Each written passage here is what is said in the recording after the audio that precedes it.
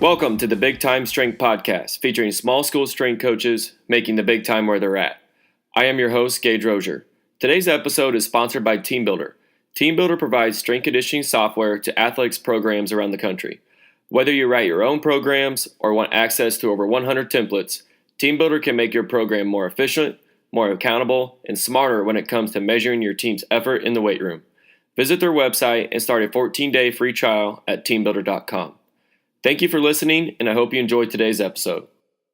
Hey guys, this week we talked to Coach Joey Hannant, the Associate Athletic Director for Athletic Performance at the University of North Carolina, Pembroke. In this episode, we talk a lot about how Coach has grown his staff from 2 coaches 10 years ago to now 5 coaches, and how he manages that staff. We also talk about his mission statement, how he trains his athletes there at North Carolina and Pembroke, and a lot more. It's a great episode. I really appreciate Coach coming on kind of in short notice and working with me. I hope you enjoy the show. Like always, if you like, please share the episode. Go to bigtimestrength.com for all the show notes and a lot more information about the podcast. I hope you enjoy the show. Take care. All right, Coach. Hey, I appreciate you coming on with us today on the Big Time Strength Podcast. Why don't you get us rolling by just explaining a little bit about your background and where you're at right now? Yeah, sure. Thanks for having me. First off, I'm originally from Illinois. Grew up in a small town, Illinois. Went to undergrad at Western Illinois. Actually started out as an athletic training major. Decided real quick that taping ankles wasn't what I wanted to do, and found strength and conditioning. Had to do an internship my last semester in undergrad. I did that with University of Iowa football staff. So Chris Doyle, James Dobson, those guys did an internship with those guys, and that's when I didn't really know anything about strength and conditioning before. In undergrad, it was more the stuff that we talked about in class was like corporate wellness, fitness, personal training. So I always thought I was going to do something like that. But whenever I did my internship, I was like, wow, this is unbelievable. This is something I want to do. So did an internship there. Got a GA position at the Citadel down in Charleston, South Carolina. So went down there, worked for 2 years. Graduated, went to Velocity, decided I wanted to get out of the college setting and wanted to go into the private sector. So moved down to Lakeland, Florida, worked at a Velocity Sports Performance for about 6 months. Decided real quick that a lot of the clients we had were a lot of younger individuals. So, I figured out real quick there that I was like, nah, this isn't what I want to do either. I want to get back into college. So there just happened to be a position open at the College of Charleston, which was in Charleston, South Carolina. It was just, down the street from the Citadel. I knew some people that knew some people from, my GA position there and helped me get hooked up with Cameron Davidson. He hired me there as a full-time coach, and I was there for about a year and a half. And then the full-time head position at UNC Pembroke opened up, and applied, and here I am. I've been here for this is my finished 9 years, so I'm starting my 10th academic year here. So awesome. That's a lot of great experience. Why don't you give us a little bit of background of maybe kind of how it looked when you got there, and now 10 years later, is it similar staff? I mean, what's your situation like? How has it evolved over those 10 years? Yeah, sure. So when I first got here, there was a GA and myself. So we had a full-time position, and we had a graduate assistant. We had 16 varsity sports. Really, we have 17 because we train Spirit Squad. They're not technically an NCAA sponsored sport, but we count them because we obviously train them. So we have 17 sports. We had two coaches, along with all full-time coaches. So our head baseball coach, assistant baseball coach, head football coach, we all have to teach in the Health and Human Performance Department 6 hours. So I had that as well. So I was training a lot of teams.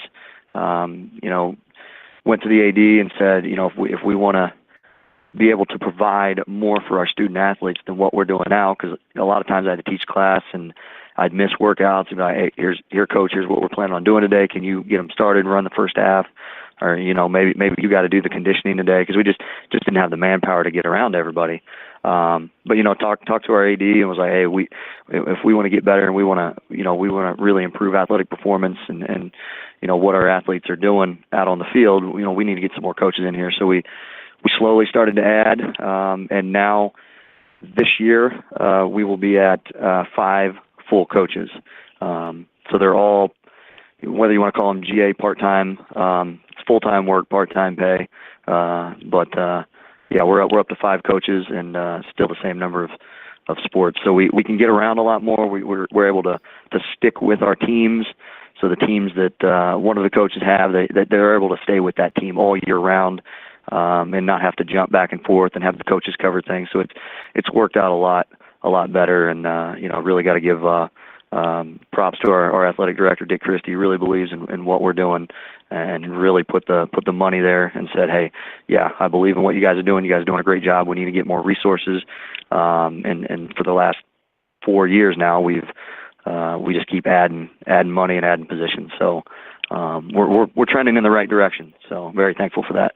Wow, that's great. Having that support from administration, that's pretty huge. Getting those 5 full-time or GA type positions that we can work full-time for you. That's pretty great. Yeah. So yeah. What is your program's mission statement? Some of your core values you preach to your athletes?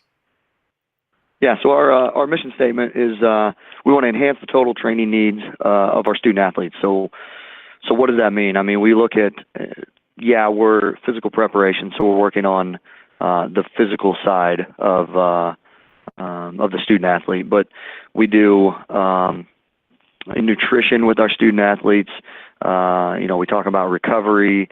We talk to our student athletes about time management, the importance of going to class and academics. We have our the health center on campus has a couple of individuals that come over, and we have a certification, a mental health certification that our entire athletic performance, athletic training staff goes through. So we're trying to hit those things. So we're not just trying to, improve the squat, improve our 40, improve our 60, things like that. We want to try to improve everything, the entire student athlete, physical, mental, all of that stuff. Yeah, it's kind of all encompassing. And I noticed that you're branded as athletic performance and not strength conditioning. Yeah. Is that go into that, your thinking there? Yes, yeah. Our athletic director, Dick Christie, when he came here, it was about 5 years ago. We tossed around some ideas, the getting more staff and the more funding and stuff like that. Like, what can we do to make this better? What can we, how can we push ourselves forward? How can we, get out there and be in the front of things? And one of the things I said was, let's change our name from strength and conditioning to athletic performance, because I was doing some work with Citadel, which is the company that works with that provides food in our cafeteria, trying to get some healthy eating options for our student athletes. So I wanted the persona, not just strength and conditioning. I wanted it to be athletic performance, and it sounded better, and to me it felt like when we portrayed it that way, and we didn't just tell recruits and people, we're just strength and conditioning. We lift weights, we run sprints, we condition. No, we're trying to hit all of these things. We're trying to hit the entire athlete. So we went ahead and changed the name, and we felt like it was a good idea. So. Yeah, I'm going to try to push that down the road here at Jewel this next year or so. So been trying to do my research on that. What are some of your favorite resources, tools, apps, whatever you use to be as efficient as possible? Well, I get let's see, where do I get a lot of my information? To be honest with you, I get a lot of my information, articles, what's going on in the world, in the training world.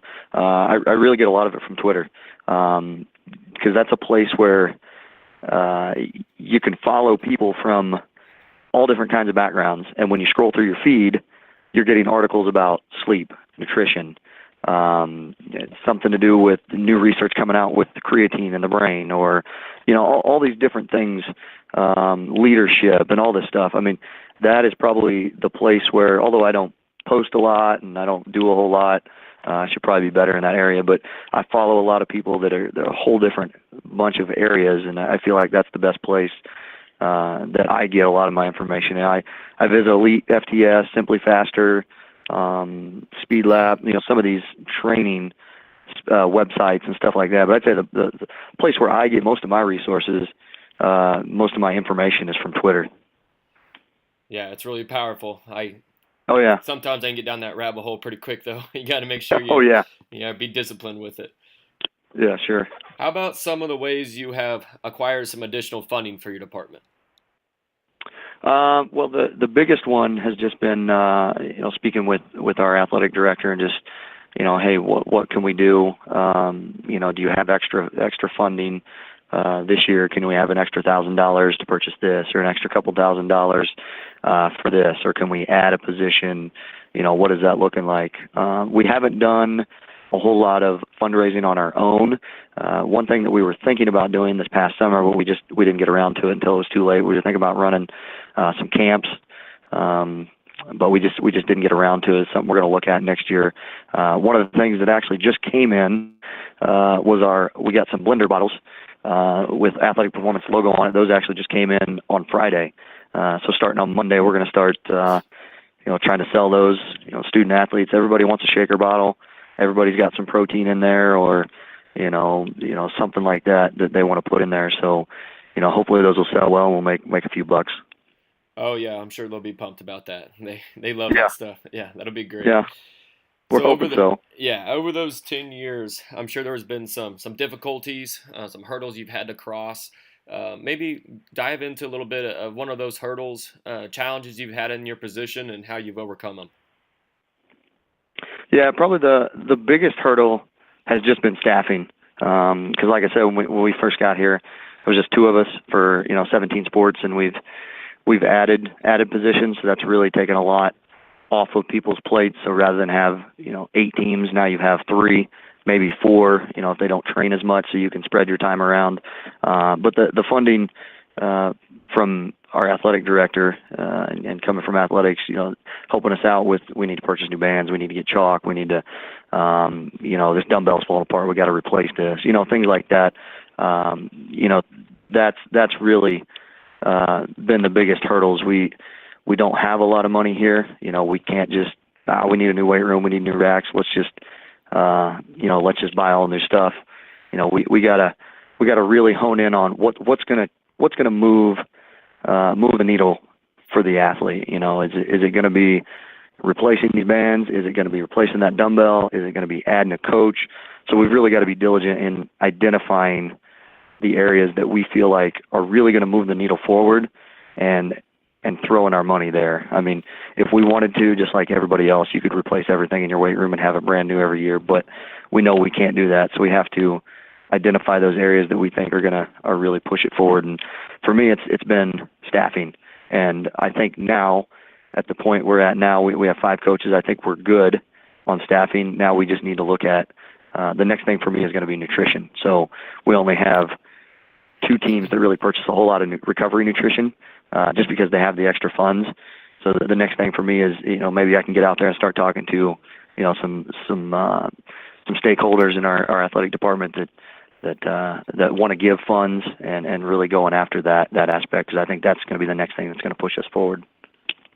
Yeah, that's big. And one of my previous guests had talked about, Coach Jake Niederman, he talked about people getting wrapped up in all this new equipment and wanting to invest in there, but forgetting to invest in staff and people. And it sounds like that's what you're doing. And they're going to make a bigger impact on your athletes than any type of equipment you could have. So, yeah, absolutely. Yeah. So you got a nice staff there. So let's talk a little bit about how you manage them, how you develop them, and evaluate your staff. Yeah, so we have, I have in the staff manual. Whenever a new staff member comes here, I put together a staff manual for them, so it laid out everything. Who's our athletic director? Who's in charge of this? Who's in charge of that? Where do you go for this? What is our mission statement? What is our rules of the weight room? All that stuff.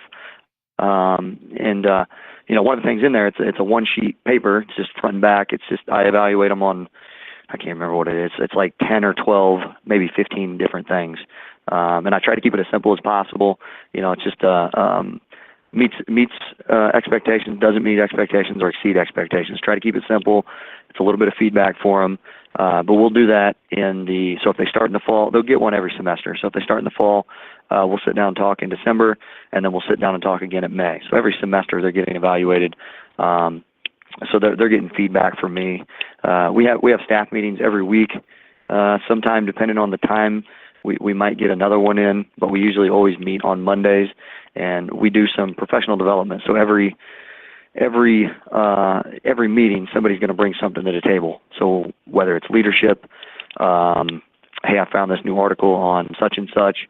Hey, I've been thinking about doing this with my baseball team, my wrestling team. What do you guys think? So it's a way for us to, throw ideas around, and I'm hoping that they bring things to the table that I can learn from as well. So we're all in each other and trying to get better that way. Yeah, I love that. I love learning from staff, and that's something I'm always trying to figure out is what ways can I help my GA grow and him help me as well become a better coach and for our athletes. So I love that. All right, let's get into a little bit of training. What is your training philosophy? How are you training your athletes there? So our training philosophy is to develop athleticism, the development of athleticism. So what does that mean? If you asked 10 different coaches, you probably get 10 different answers. One of the things that I've discovered here at UNCP is a lot of our athletes, when they first come here, their training age is really low. So it's probably a good thing that we don't have all of these fancy, GPS, heart rate monitors, velocity based training systems, because we're looking for the basics. So when I think of athleticism, and this is the way I describe it to our staff, think about your sport. What does your athlete need to do? They need to be able to jump. They need to be able to land. They need to be able to run. Can they handle their body in space? Can they do a simple body weight squat? Can they do a push-up? Can they do a chin-up? All these very simple, elementary things. To me, that is athleticism. So it just kind of works out with a lot of the athletes that we get, that we're not looking to do a whole lot of fancy things. We need to develop athleticism, run, jump, land, change direction first before we start adding all these fancy modalities or whatever to our training. And one of the things that I always tell the coaches, I try to hire coaches that I know have good character, they're good people, even if they don't have the best program whatsoever. I don't really care about that right now. As long as they're good people, they're going to work hard, they care about the athlete.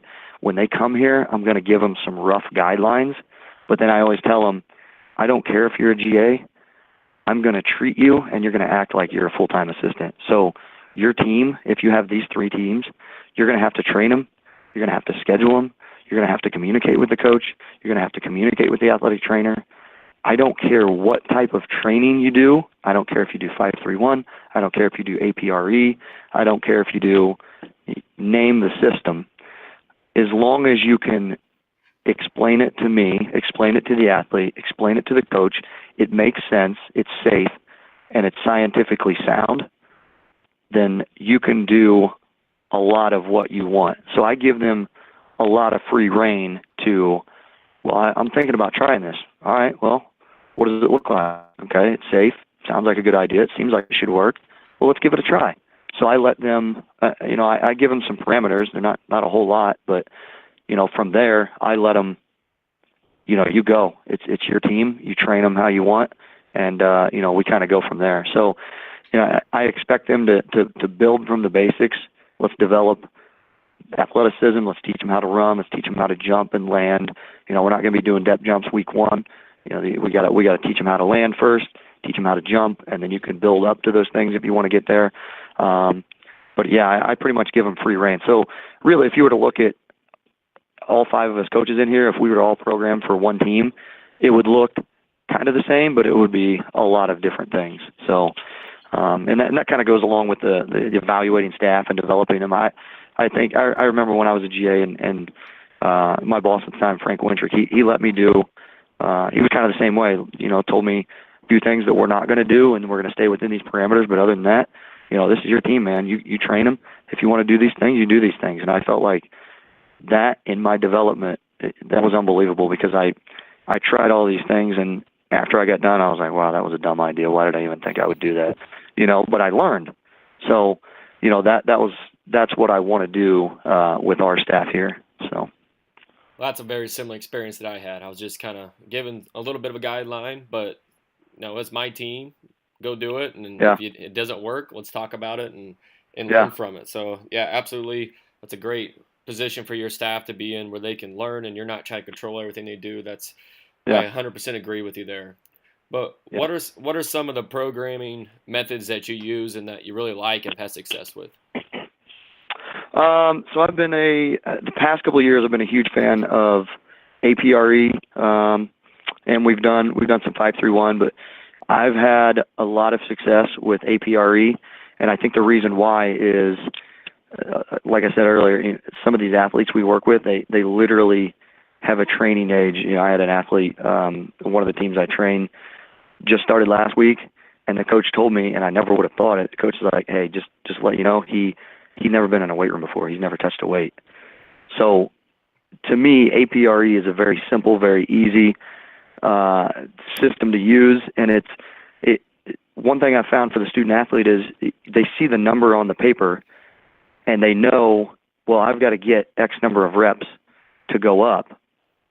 So if they know that they have to get that many, they push a little bit more. Whereas some other training systems, or if we're using a percentage-based system,